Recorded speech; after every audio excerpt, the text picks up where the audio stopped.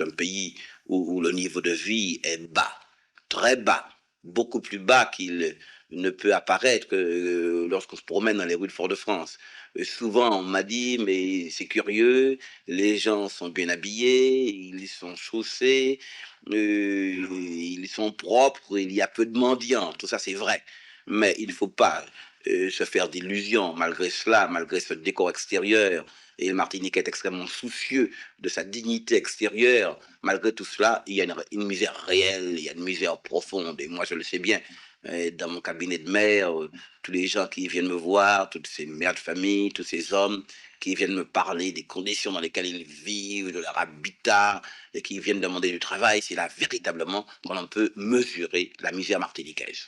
Je crois que si véritablement nous voulons résoudre nos problèmes, il faut libérer l'initiative martiniquaise. Vous connaissez la vieille formule de l'amnèse ou la centralisation abusive. On a dit que c'est l'apoplexie au centre et que c'est la paralysie aux extrémités. Eh bien, nous sommes à une des extrémités, une extrémité lointaine, et effectivement, je considère que le système actuel pour la Martinique signifie l'immobilisme. Et l'immobilisme pour un pays comme celui-ci, et qui est en pleine croissance démographique, qui dans 20 ans va doubler de population, ben, l'immobilisme dans un pays comme celui-ci, c'est la mort, c'est la ruine, c'est le chaos. Voilà pourquoi je crois qu'il faut changer le statut départemental.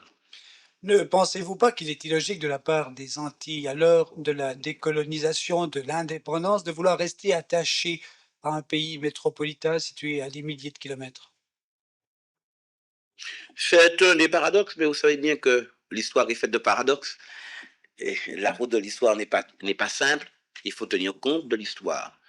La Martinique a été, la Martinique a vécu en symbiose avec la France depuis 3 siècles. Et la géographie est une force, mais l'histoire aussi est une autre force. Et si vous voulez, culturellement, nous avons toujours appartenu à l'univers français. Il était contestable qu'il y a dans ce pays une présence extrêmement forte de la civilisation française. Ce n'est pas la seule composante, comme voudraient le faire croire certains Martiniquais. Et ce n'est pas la seule composante, comme voudrait le faire croire le gouvernement français. Par exemple, je considère qu'il y a une autre composante qui est la composante africaine.